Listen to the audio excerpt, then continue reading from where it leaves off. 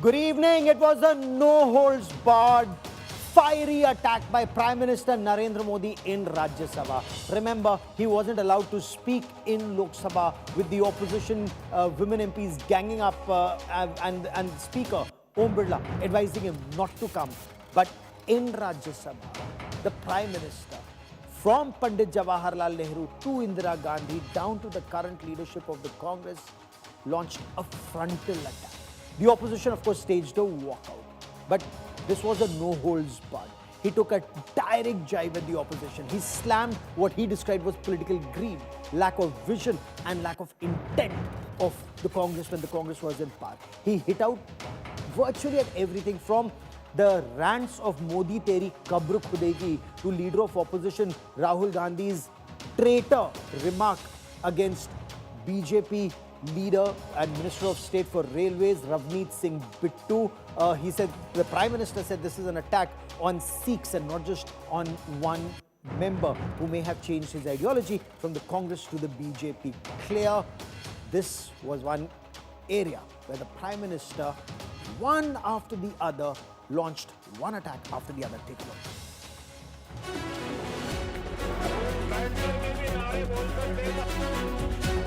Prime Minister Modi's fiery Rajya Sabha address.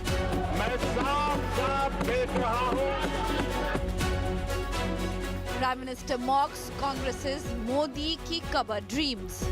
मोहब्बत की दुकान खोलने वाले मोदी तेरी कब्र खुदेगी के नारे लगा रहे हैं। ये कौन सी मोहब्बत की दुकान है? Yuvraj Rahul slammed over Gaddar jibe. कई लोग दूसरे दलों में गए हैं, लेकिन औरों को तो किसी को गद्दार नहीं कहा उन्होंने। लेकिन कल सांसद को गद्दार इसलिए कहा क्योंकि वो सिख थे। Congress attacked for lack of vision and intent. सिर्फ लाल किले से कांग्रेस के प्रधानमंत्रियों के जो भाषण है, सिर्फ उन भाषणों का एनालिसिस कर लो, आपको साफ साफ लगेगा कि न उनके पास कोई सोच थी, न उनके पास कोई विजन था और न ही कोई इच्छा शक्ति थी। Modi versus opposition. Who is putting India first? Traitor walking right by. Take a look at your face. That's what it looks like. Hello, brother. Prime Minister rains fire in Rajya Sabha. That is our top focus on India First. And this was a multi-pronged offensive from Modi teri kabra khudegi, Modi your grave will be dug, or words to that effect. That was the rant, that was the chant that was revived, to the Prime Minister explaining why the Congress wanted his grave dug, because he said he's targeting Pakistan state-sponsored radical Islamist terror and that he had put the Indus Waters Treaty that was being held in abeyance. And before the Prime Minister spoke in Lok Sabha, Prime Minister spoke in Rajya Sabha. In Lok Sabha, Speaker Om Birla said today was a dark day in parliamentary democracy with 6 opposition MPs plotting to target the Prime Minister in Lok Sabha. So clearly this is a no-holds-barred battle between the treasury benches and the opposition. And that's our top focus story. I'm Gaurav Sawant. Coming up at 8:30 tonight is an India Today exclusive interview with Professor Jeffrey Sachs, where he says America has blinked. The Indian Prime Minister held his ground with the tariffs or the Indo-US deal likely to be announced over next several days, likely to be inked over next several days. Now, what's the bigger picture? We get to that story at 8:30 tonight. I'm Gaurav Sawant. This was a pinpointed attack by the Prime Minister. Some are describing it as a surgical strike targeting the opposition, fiercely hitting out at the opposition that had raised Modi teri kabra khudegi slogans in the past. The Prime Minister revived it. And he had a sharp counter. He said those who are uncomfortable with his actions, with the development path that India is taking, with the targeting of Pakistan state-sponsored radical Islamist terror, with terrorists being hit at home in Pakistan, with the Indus Waters Treaty being held in abeyance, all of these are the reasons, including Article 370 being scrapped, to the development that's taking place in the Northeast. And he gave the example of that very crucial, that strategic Bogeybill Bridge that was to be made for decades, but finally made when he became the Prime Minister, to the end of Maoist, the Red Terror in the Red Corridor. So he said all of these are reasons why the opposition, especially the Congress, that cannot defeat him in elections. Now they've seen this in 3 elections. The only way they can target him is to pray or chant that he'll be sent to his grave. Listen in. मोहब्बत की दुकान खोलने वाले मोदी तेरी कब्र खुदेगी के नारे लगा रहे हैं जी। ये कौन सी मोहब्बत की दुकान है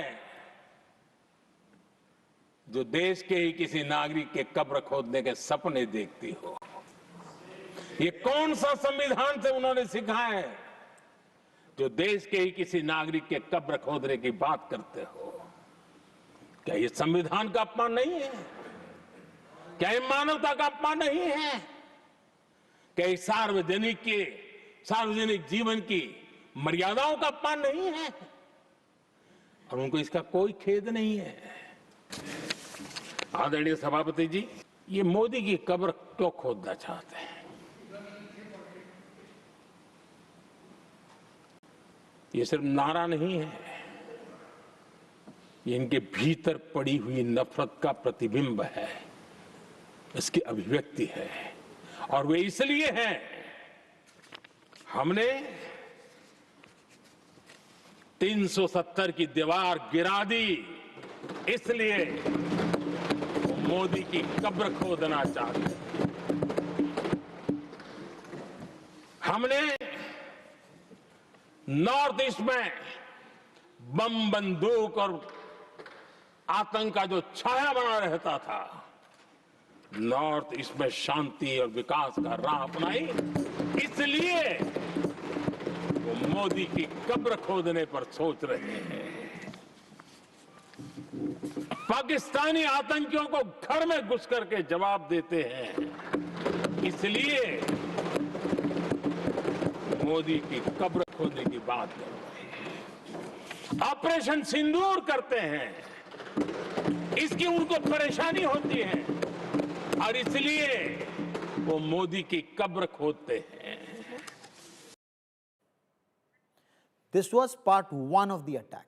Part 2, on the issue, remember what happened outside the Makar Dwar of Parliament? The manner in which leader of opposition Rahul Gandhi, when he was sitting with those suspended MPs and other opposition leaders, and when Union Minister of State for Railways Ravneet Singh Bittu, he was crossing by the verbal altercation that took place from my traitor friend to Desh ke Dushman. Prime Minister Narendra Modi, he picked on that and he said, the leader of opposition calling a Sikh member of parliament Gaddar or traitor wasn't calling one individual that. According to the Prime Minister, that shows the hatred for Sikhs. Listen into the Prime Minister. I'll get you more on the story. Congress के शातिर दिमाग जिनका है, ऐसे एक युवराज ने उनको गद्दार कह दिया। अहंकार कितनी 7वें आसमान पर पहुंच चुका है इनका। और कांग्रेस को छोड़कर के कितने ही लोग निकले हैं, कांग्रेस के कितने टुकड़े हुए हैं, कई लोग दूसरे दलों में गए हैं, लेकिन औरों को तो किसी को गद्दार नहीं कहा उन्होंने। लेकिन कल सांसद को गद्दार इसलिए कहा क्योंकि वो सिख थे। ये सिखों का अपमान था, एक गुरुओं का अपमान था। और कांग्रेस के अंदर जो कूट कूट करके सिखों के प्रति नफरत भरी पड़ी है ना, उसका वो अभिव्यक्ति थी। So the Prime Minister believes the opposition and especially the Congress is targeting him because he's delivering on development, and it's not just the BJP that's being targeted, it's the Prime Minister specifically. The opposition remains up in arms. The Congress has hit back saying the Prime Minister is actually hiding behind the bogey of Lok Sabha Speaker Om Birla, saying that women MPs were out to target him, saying there's no question of attacking the Prime Minister. But is there clearly no middle ground now between the treasury benches and the opposition in the rest of the budget session? Joining me on India First is Aishwarya Mahadev, national spokesperson of the Congress Party. Rohan Gupta represents the Bharatiya Janata Party, national spokesperson of the BJP. Shubrasta is a political analyst. Sanjay Jha also joins us on this show as a political analyst. Also joining me is Adwaita Kala, author and analyst. But Aishwarya, let me begin by asking you. Prime Minister says the Congress wants to dig his grave, Modi teri kabra khudegi, because electorally the Congress can no longer defeat him because he's hit terror at source, put Indus Waters Treaty in abeyance, and he's put out a long list. His development agenda is the reason why the Congress wants him in his grave. Good evening, Gaurav. I have to make one remark. I thought that speech was absolutely brilliant, except that Prime Minister Modi is not sitting in opposition. He is the Prime Minister of the nation. And while he can sit and make his entire speech attacking the opposition for intent, for absolutely nothing having happened before 2014, there are a few things he's very, very definitively deflecting from, and that happens to be the problem. First of all, you talk about a few things about how development is so great, the budget was brilliant. How much of it did the Prime Minister actually talk about? How much of it, of his schemes, how much of the utilization, how much of the development did he actually talk about? His entire speech cornered around, we're doing well, and the people before us were very, very bad, and all we're trying to do is fix it. 11 years on, is that a fair enough response, Gaurav? Shouting Viksit Bharat without telling you what it even means is not policy. It is basically pandering to the masses of these ideas and ideals of what we're going to implement, while none of it has actually been done in reality. And Gaurav, just a few observations, right?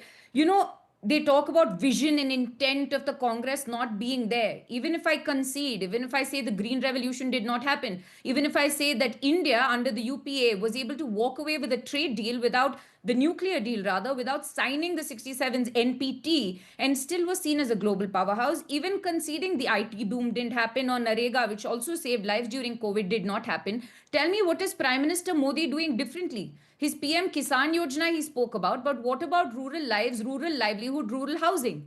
Have you seen the massive drop in the budget utilization? You talk about how your revenue deficit is under control. Yes, have you seen the amount of money that you've cut from crucial social sector spending? The Prime Minister can talk everything he wants about how he's being attacked. He can attack the Congress for everything he wants. But as a Prime Minister, tell us, besides that one bridge he spoke about, while 7 bridges collapsed in NDA Bihar and one in Vadodara itself, tell me, what is the substantial development that Prime Minister Modi even spoke about? His speech let me take this to was Rohan opposition Gupta. leader, and he needs to move past that and talk about what exactly is the development in the country today, Gaurav. Fair enough. Rohan Gupta, respond.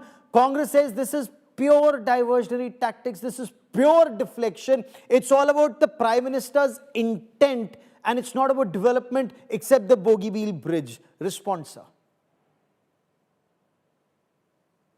I think I have a little bad network. So in case I am not able to communicate properly, just give me time after 2 minutes. See, the point here is, if there is an issue of narrative with the ruling party, then why the leader of opposition has to divert the topic from the president's thank address to the other issues? Congress is completely issueless. They could have spoken on budget. They could have spoken on what is wrong in budget, but no. The whole country is watching. Who has derailed the complete session? It is the leader of opposition, because he had no issue. And that is why the personal attack on Modi ji. And the whole world is watching the way India is growing, the GDP numbers, overall growth numbers, the overall atmosphere. And still, if it's Congress is not ready to believe it, it is the issue with Congress. And I completely agree, as an opposition party, you must criticize the government, you must ask the questions. But when you had opportunity to ask the question in Parliament, what you did? You derailed it. You went somewhere else. You ensured that the ruckus happens so that you don't have to answer, because you don't have the questions. Okay. You want to quickly take that, Sanjay Jha? You want to quickly take that, because it's the job of the opposition to criticize the government, but this particular discussion was in response to the presidential address. The Prime Minister was to respond, but before that, the Congress or the other opposition had to. The BJP says Rahul Gandhi completely derailed it, took it altogether in a different direction, and not on some of the issues that Aishwarya has just raised, sir. Sir, you're on mute. Request you to unmute yourself, sir. Can you hear me now? Strength 5, go on, sir. Okay. Rahul Gandhi, as the leader of the opposition under the section, I think 349, has all legitimate right to speak on anything that he believes is of national importance, especially when in the president's address, national security was raised. Number two, you had a BJP MP who made extremely disparaging remarks, which is the usual BJP obsession about the Congress's role in nationalism. I don't think the BJP is very embarrassed even today, has a serious inferiority complex because the Congress was part of the freedom struggle and the BJP was, and their forefathers weren't. But let's cut to the chase and come to the core point. Mr. Modi actually criticized Rahul Gandhi for hurting the sentiments of Sikhs and said that he is calling the Sikhs a traitor. Now, I have a lot of friends who are frankly from the Sikh community, and I personally took great offense to what Mr. Modi said. I'll tell you why. Because unfortunately for Mr. Modi, I was a very active spokesperson for the Congress when Mr. Modi's party had to issue an apology. And let me read out to you and tell you that Mr. Modi forgot that the man he insulted amongst the Sikhs was no ordinary Sikh. He insulted Dr. Manmohan Singh. And guess what Mr. Modi called Dr. Manmohan Singh? He called Dr. Manmohan Singh a traitor. I'm going to prove to the viewers of India today how Mr. Modi has lied on the floor of Parliament. And let me take 30 seconds to read to you what Dr. Manmohan Singh in writing said to the Prime Minister. Just hear me out, it'll take 30 seconds. Dear Prime Minister, I'm writing this letter to express my deep anguish and disappointment over your ill-informed and unfortunate remarks about me and a former army chief. Your attempt to politicize national security and to level false allegations against me is deeply regrettable and unacceptable. To allege that I was conspiring with Pakistan or compromising the nation's interest is complete falsehood. Last two paras. No Prime Minister has ever made such baseless allegations against a former Prime Minister. These remarks are not only factually wrong, but also lower the dignity of the office he occupied. Last para, Gaurav. Sir, if I may, if this is in connection with the Siachen Glacier, I have myself done an India No, Today it is not. cover. It is not. Don't Okay. interrupt me. This is Okay. about the allegations that Mr. Modi made during the 2017 Gujarat elections, where he insinuated that Dr. Manmohan Singh, Mani Shankar Iyer, army chiefs were planning to make a Mia as the Chief Minister of Gujarat. Let me come to the last paragraph. It will shame Mr. Modi. It will shame the BJP. And my dear friend Rohan has probably nowhere to hide. Let me read the last para. Public discourse during elections must remain civil and respectful. It is unbecoming of a sitting Prime Minister to make such insinuations that undermine the integrity of those who have served the nation faithfully. Guess what, Dr. Rahul, Manmohan? you wanted to respond. Guess what, Rahul, Dr. Manmohan Rohan, Singh's last line? I urge you to retract your statement and apologize to the nation. Problem Rohan is, Gupta wants to Sanjay, respond before my I bring friend, in. Before I Let him bring answer. in just a Adwaita small and comment, my friend Shubrasta. Sanjay. See, generally, I agree or disagree with Sanjay, but one thing I always had in mind that Sanjay will call spade a spade. Do you, Sanjay, advocate somebody calling some minister traitor on face of it, and that is also a leader of opposition? Do you justify that act? I am asking you a very simple, basic question today. At least Rohan you Gupta. criticize that. You Rohan cannot be, Gupta. just keep mum on that. You definitely, Yeah, we are in politics, we can differ with each Can I other. answer you? Definitely political allegations can be made, but on the face of it, somebody calling a traitor in the Parliament building by LOP, do you feel that is justified by any means or any standards, Sanjay? What is Okay, your so comment is on it that? about one individual, Shubrasta? Rahul Gandhi answer. and the Congress party is making it very clear that it was Rahul Gandhi on Ravneet Bittu, who was earlier with the Congress, then shifted to the BJP. So he's a traitor, according to the Congress, to the cause and ideology of the Congress. It's nothing to do with the Sikh community. It's only to do with one individual. However, even the Prime Minister, Shubrasta, said it's about the Sikh community being called a traitor. You're on mute, ma'am. I have unmuted myself. Can you hear me? Strength 5, go on, ma'am. Yes. So I think the way you explained the situation right now. I wish Rahul Gandhi had put it out as clearly as you explained it right now. I don't think that kind of clarification came from him. If there is anybody there who needs to apologize, it is Mr. Rahul Gandhi, who should really come out and say what he clearly meant. Because if he really meant, by Gaddar, he meant Gaddar of Congress, he should just come and say that. What's the problem? Instead of making a mountain out of a molehill, he can just do a press conference, because he's quite media friendly, I've heard, and that's the narrative that's floated around by the Congress and the Congress sympathizers. He can do a press conference and say that, well, I apologize to Mr. Modi and the BJP and BJP supporters and the RSS and whoever they feel are their adversaries, that my speech is being read in a wrong light, and I actually meant Gaddar of Congress rather than Gaddar of India. It's as simple as that. But he Advaita, wouldn't is do it as that. simple as that, or is the Prime Minister saying that no, this is a mindset, that regret could have been there on the floor of the House today, it could have been outside the House today, that didn't mean Gaddar, didn't call the Sikh community Gaddars, it was only meant Gaddar of the Congress ideology. But he said it's arrogance that even that did not happen today. In fact, the Congress has doubled down on it with other remarks being made, according to the BJP, madam. But that has always been the situation in case of a political verbal slugfest like this. Congress has never ever come out in the open to say that, well, Rahul Gandhi might fall short on communication. Maybe he's not comfortable in in Hindi, and every time tries to make a speech in Hindi, he makes a faux pas. So why can't people just come out and explain that? Advaita into this conversation. Advaita, did the Prime Minister, if a paper was hurled in the direction of the presiding officer, he said, this is not insult of a MP from Assam, it's the insult of Assamese people. If it's from an MP from Andhra Pradesh, the Prime Minister says it's insulting people of Andhra. Or if it's the President's address, he said it's insulting the tribals. Is he kind of extending that conversation because there are elections in Assam and next year in Punjab? Is he making political capital out of a political slugfest? There are two ways to look at this. Of course, the Prime Minister is a politician. That is part of his identity. That is going to be part of his rhetoric. I don't think that we need to necessarily split hair over that, because you can look into his motivation from both angles.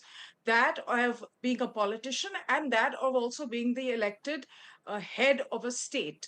And he's absolutely right in making those parallels about the people sitting in those chairs being representatives of their areas, be it their communities, be it their region, be it their linguistic identity. They are representing that in the floor of the House, because all of us cannot be there. So they are going in our stead and representing our many identities as well as our concerns. So, there are two ways to view this, and I think both ways are equally justifiable. So let me bring in Aishwarya for a moment, because Aishwarya, this isn't just the Prime Minister. Look at what Speaker Om Birla said. He said it's a dark day for Indian parliamentary democracy when 6 women MPs tried to target the Prime Minister, and it was the Speaker who advised the Prime Minister not to come to the floor of the House. And the first time since 2004, it's happened that the Prime Minister could not respond to the presidential address in Lok Sabha. So clearly, is this an attempt to target the Prime Minister on the floor of the House by women MPs? Okay, Gaurav, just two responses. First thing, precise, I think somebody spoke about mountain out of a molehill, and I think that's exactly what has happened here. In the case of Mr. Bittu, where a short interaction was basically pushed to the point of absurdity. And knowing Mr. Rahul Gandhi, who is as honest, any other turncoat, including some we've seen very recently, he would also have said the same. But the point of absurdity is that you push it to make it a sort of communal and also religious and also the identity of the person. But you know who else the BJP themselves called Gaddars? Those lakhs of farmers at the border who spent months on end protesting for the repeal of the farm laws, the same exact same community that Prime Minister Modi is now trying to protect, with the people that were shot with water cannons. You saw old farmers being attacked. And now you come here trying to act like you're the guardian of the Sikh faith. You are not. This is sheer rank hypocrisy, first. And second, Speaker Om Birla talks about this idea of a dark day. So it wasn't the day that my MP Fulo Devi Neetam had to have her hand broken by a marshal. It wasn't the day where you had MPs thrown out or bills passed at 3 a.m. in the night. It wasn't the day where you saw BJP MP's own guests try and harm members of parliament in session. But the dark day happens to be 6 members of parliament standing in front of the treasury benches to talk about an issue. This is classic deflection, Gaurav, because the fact is this. The Congress is criticizing the government on policy, while the Prime Minister is responding like he is being attacked. And this is classic No, but where victimhood was that being foisted policy upon the discussion entire on the nation. floor Let of me the talk House? about it. One second. If it's being raised, if it's Gaurav, it's about I some still have former army chief's unpublished 10 book. seconds. 10 seconds. 10 Okay, seconds. 10 go on, ma'am. For the fact that the Prime Minister spoke about how we're doing so well at the border, it is quite scary that the man wouldn't allow a book that talks about a contrarian view. So freedom of speech be damned. That's one part. Second thing is, what is the Congress spoken about? I have viewed every MP's speech, whether it was the Jal Jeevan Mission, whether it was the Gram Sadak, whether it was healthcare. We have spoken time and time again also about dancing. Instead of actually being a strong leader, we have spoken about policy and issues, while the Prime Minister's entire speech seemed to be attacking the Congress. We are not in government. We will be soon. But maybe the Prime Minister would do well to talk about Shubrasta wants to respond to you because Shubrasta, Priyanka Gandhi Vadra also shot back saying that there was no question whatsoever about women MPs, and she says 3, Speaker says of course 6, or parliamentary sources says 6 women MPs, that there was no question of trying to attack the Prime Minister. This is only deflection tactics from the core issue that Rahul Gandhi was trying to raise. And if Rahul Gandhi was trying to raise a core issue, why did he not stick to the core? And why did he make the kind of statement that he did? This is why, and I think I was cut short when I was trying to say the same thing. For the past few, months, we have constantly observed Rahul Gandhi make some comment which might have nothing to do with the kind of politics he's trying to play. But he is, he cannot communicate well. He's not well versed in Hindi, which is why every time he wants to convey something, it completely goes haywire. And I absolutely agree with Advaita, Gaurav. Every MP, even if the MP comes from the opposition camp, represents all of us. You cannot be, shallow about your remarks. When you say Gaddar, you should have qualified it right then and there. Because we all know the kind of, conversations around anti-nationalism and anti-nationalists that has been happening in this country for quite some time. If you're really that protective about your political capital, you will go ahead and, protect them. But Rahul Gandhi has a habit of throwing all his karyakartas under the bus. So, is there merit in the opposition, with the Prime Minister saying that the opposition is driven by personal hate towards him rather than critiquing his policies? So anything he does, they end up criticizing, because they hate the Prime Minister, they criticize whatever development is taking place or whatever action is taking place. Yes, the comments that have come in from the Congress leadership post the Prime Minister's address have been entirely personal. He's a narcissist. He's theatrical. He's this, he's that. I mean, where have they critiqued what he said? What was theatrical was actually staging a walkout. And then the moment his speech is over, you have comments to make, which means you clearly watched his speech. You just did the theatrics for walking out of Parliament. So I think, even their response has been so personal. Even in what they have to say about him, that they don't ever get to the point. And this is, harming them, that they don't seem to get that. And Rahul Gandhi, frankly, he has a tendency to walk into dogpile all the time. And then everybody else, from spokespersons to supporters, are just trying to undo the damage. And this is a cycle on repeat. For a moment, so I'm just about to be joined by Professor Jeffrey Sachs from the United States of America, of the Columbia University, on the India-US trade deal, and who blinked, because the opposition is attacking the government. The government insists that they've held their ground. Before I bring in Professor Jeffrey Sachs, I want all our viewers to listen into the Prime Minister on the India-US deal, and which is yet to be inked, and of course the India-EU free trade agreement. Listen into the Prime Minister. I'll get you more on the story, and of course Professor Jeffrey Sachs exclusive coming up on the other side of a quick break. Stay with us. बड़े-बड़े देश भारत के साथ व्यापारिक संबंध बनाने के लिए बहुत ही आतुर है। यूरोपीय संघ का ट्रेड डील हो, अमेरिका के साथ अभी हुआ जो ट्रेड डील हो, और कल हमारे पीयूष जी ने सदन में विस्तृत जानकारी भी दी है, और पूरा विश्व खुल करके इस ट्रेड डील का तारीफ कर रहा है। और उसमें जब यूरोपियन यूनियन के साथ ट्रेड डील हुआ तो विश्व को भरोसा हुआ कि अब वैश्विक स्तर पर स्थिरता की संभावना बढ़ेगी। अमेरिका के साथ ट्रेड डील होने के बाद विश्व को और भरोसा हो गया कि जो स्थिरता की एहसास हो रहा था अब गति का भी एहसास होने लगा है। अब विश्व के लिए शुभ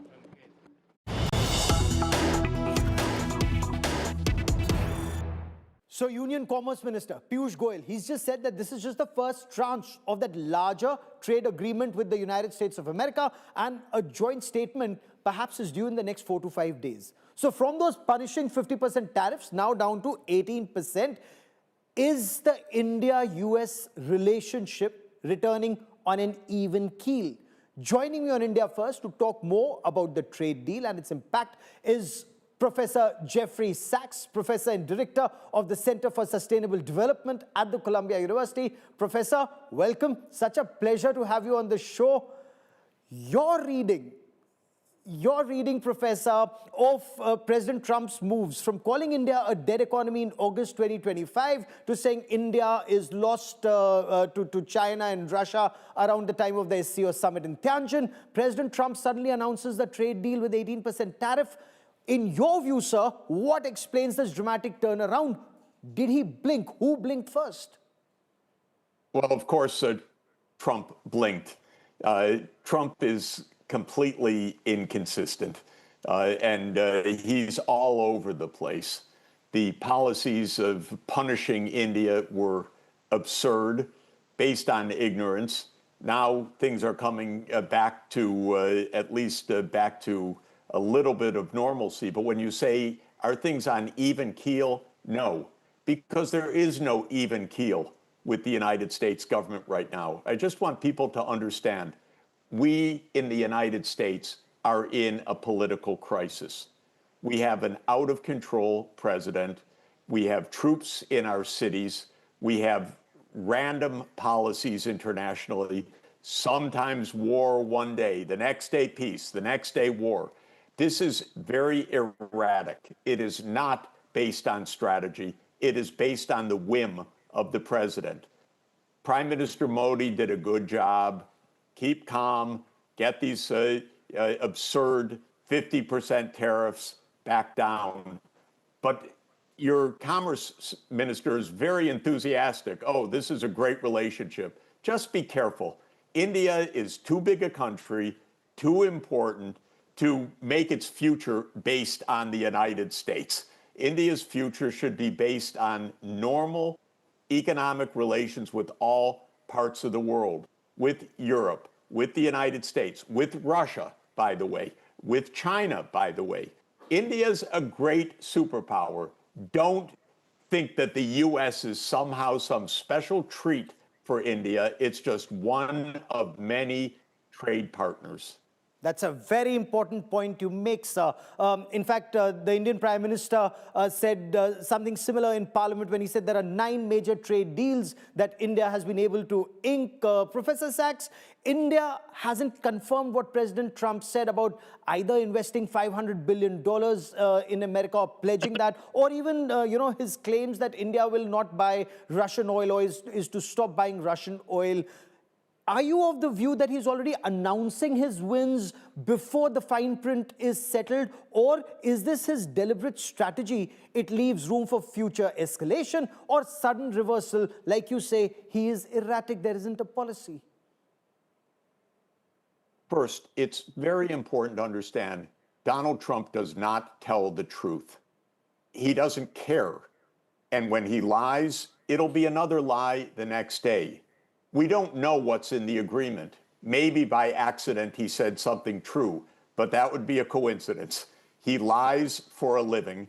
That's his tactic. I think it's not very smart, but that's his tactic. His tactic is, I will keep everybody unbalanced. I will say what I want. Typically what he says is hot air, empty. Did India promise $500 billion of spending? How? In what way? In a budget? Of course not. So the whole idea in that sense is ridiculous. He comes up with numbers, he makes grandiose statements because Donald Trump wants to look good each day. This is his impulsivity. He doesn't care that looking good today will look very funny the next day when what he says today is shown not to be true, because he'll then make another claim the next day and in that way keep everybody off balance.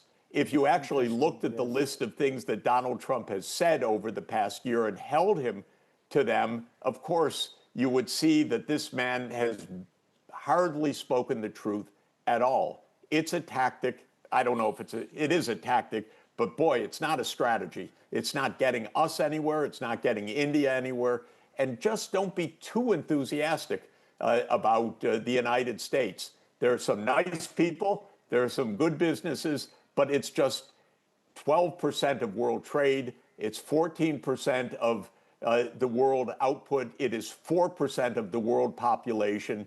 India's future is with the rest of the 90%, if I may say so, that it has relations with all the rest of the world.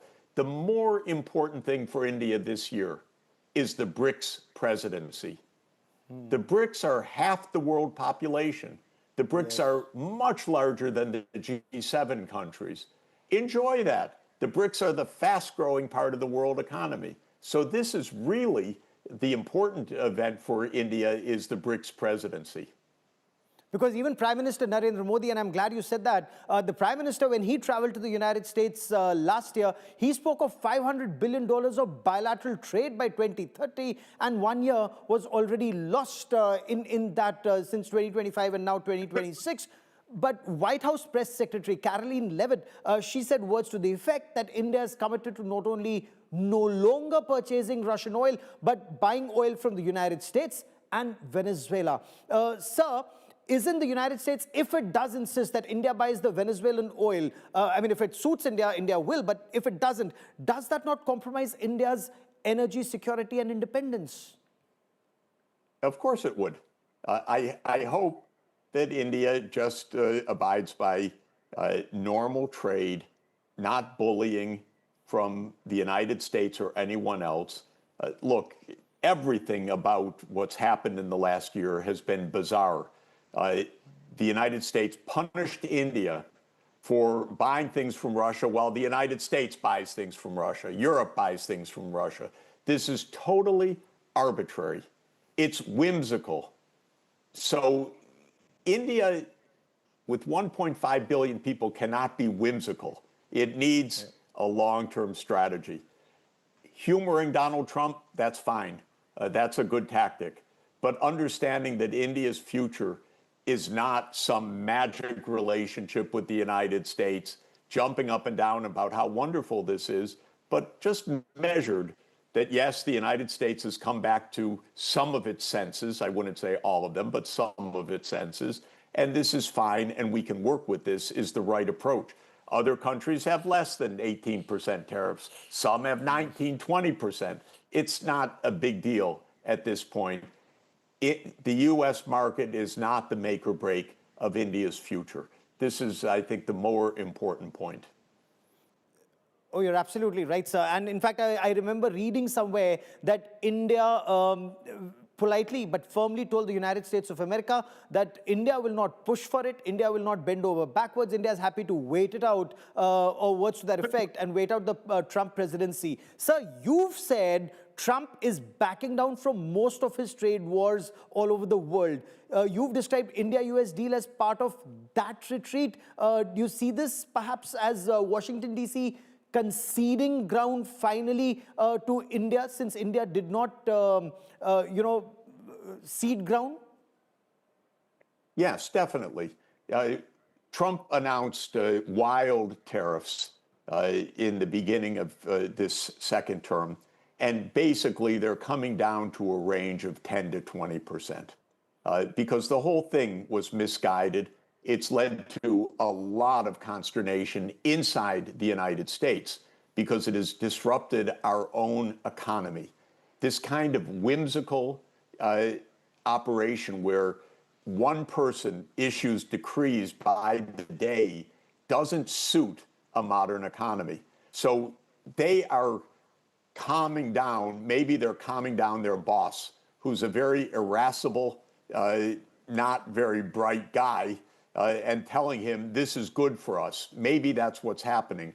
but it is happening around the world that super high tariffs, somebody explains to Mr. Trump, this isn't really a good idea, this isn't really working. Just strategic patience, I think, is paying off. And it could well be, and we'll talk about it if it happens, that the US Supreme Court sometime soon says all of this was an abuse of power by the president. I hope they say that because Trump absolutely is exceeding his constitutional authority. The power to levy tariffs belongs to the US Congress, Article 1, Section 8. But Trump is announcing emergencies. These are not emergencies. These are whims of the president. And I hope that the Supreme Court is honest enough and brave enough to say to the President of the United States, you don't have that authority. We are a constitutional system, not a one-person rule. You know, it's also very interesting, you know, you feel that the Supreme Court may strike this down. Would it then go back to what it was originally, 3% to 5%? Or as Piyush Goyal says, that this is just the first tranche. Subsequently, when that wider trade deal details come out and it's worked out, could it come down even below 18% in your view? Because you've also, sir, you know, since you mentioned that some of his advisors may not be advising him correctly, you've described Peter Navarro as completely, in your words, completely incompetent and economically ignorant, or words to that effect. Do you think it's that advice that President Trump took which led him down this road that actually kind of messed up relationship with India? Yes, indeed. I've described Mr. Navarro more specifically as the worst PhD my economics department ever granted, because he was a student in the Harvard economics department. He either did not take my course or did not listen to any word I said, because he speaks economic nonsense from morning till night. But he definitely had some influence, and he was a loudmouth when it came to insulting India in this past year. Disgraceful. So Trump is influenced by these people because Trump doesn't know anything about these issues. So somebody gets to him and tells him something, he does something, he's very impulsive. The next week he does something different. Again, with India's strategic direction, don't overdo it with the United States. Be moderate, careful, cautious, and don't think that India's future is that, for example, it's the new China in the US supply chain. That's not going to happen. The US is too unstable for that. It's too slow growing for that. It's too protectionist for that. So India needs to diversify. And I just hope that your Commerce Minister is as enthusiastic about the other trade deals as he is about this trade deal, because the new trade deal with Europe is very good. I'm still hoping, I know it's, you know, it sometimes cuts across the grain, but India and China have a lot of positive trade that they can do, and I'm hoping for that as well. Of course, it requires good stability on the other bilateral issues, but these are the two greatest countries of the world, the two between them with almost 40% of the world population. If India and China are trading well, that's a huge plus for India in the years ahead as well. So that's what I'm hoping for. And for India's strategy, see this as, okay, it's a relief from the craziness of last year, but it's not a strategic new direction for India. India's strategic direction is good trade relations with every region of the world. In fact, that perhaps was the effort that India was moving forward in, you know, with all the conversations between Prime Minister Narendra Modi and Chinese President Xi Jinping until Doklam in 2017 and then Galwan in 2020. Exactly. But subsequently, especially post what happened in Russia at the BRICS summit and then SCO Tianjin, do you see that relationship perhaps move in the right direction, or that strategic mistrust, especially after Galwan 2020, is too much? That relationship will take a long time to repair. Even the India-US relationship post these tariffs will take a long, long time to mend. Look, if we look at India and China, the two biggest countries in the world, two vast civilizations, and they will be the number 1 and 2 economies of the world at mid-century. What they have in common interest is so much bigger than the border disputes that I would urge the two sides solve the border issue, because the whole world is part of your future. To understand how the two biggest countries of the world, the two biggest economies, can cooperate with each other, there the stakes are huge, because the benefits of positive cooperation would be absolutely enormous. And these border issues, if I might say, while they're serious, they were made by the English. They weren't made by India or China. This is some disastrous line drawn in 1914 arbitrarily. And this is where the two great nations should say, come on, let's move beyond that, because we have so much we can do together. That's my own view of it.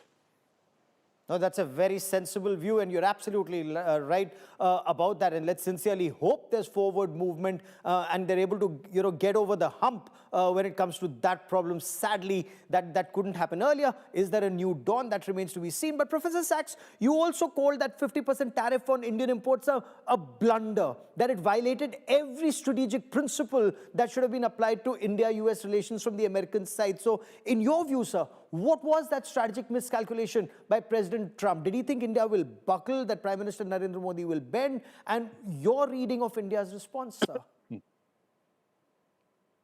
He was probably under pressure from some warmongers in the United States. We have some terrible senators, loudmouths like Lindsey Graham of South Carolina. And Lindsey Graham was saying, maximum pressure on India, maximum pressure on India. So the way Trump operates is, maybe Lindsey Graham came into his office and Trump said, okay, put an extra 25% penalty on, without any idea of the consequences of that. It was flippant. It was a blunder. Then he had Navarro and Lutnick and others go out and make insulting statements about India. This isn't strategic. This is not even tactical in my mind. It's just ignorance. And it felt like ignorance last year. It's now being corrected. Of course, the way Trump operates is that everything he does is right, and every retreat is an advance, and every move is the greatest thing ever. So you never hear anything sensible about this, but my view is they blundered badly last year, and now they're retreating from that blunder. Let's hope that things are moving in the right direction and that there's a new dawn with the trade ties. Of course, the other two parts of the compact, whether it's the defense relationship or the high-end technology, that too perhaps should improve. But it's such a privilege talking to you, and hope you're back on India First very soon. Professor Sachs, for joining me here on India Today. Many thanks. Thank you.